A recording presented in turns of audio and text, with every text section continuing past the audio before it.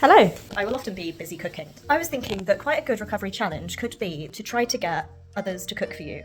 So that could be a friend, a family member, your partner, someone who lives with you, anything like that.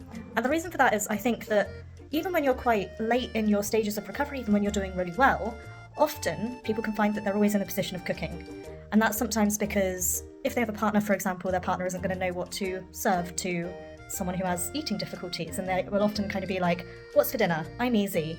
It's up to you what we're going to eat because you're the one that struggles with this. Try asking your loved one or someone close to you whether they can cook, and that's my loved one at the door now.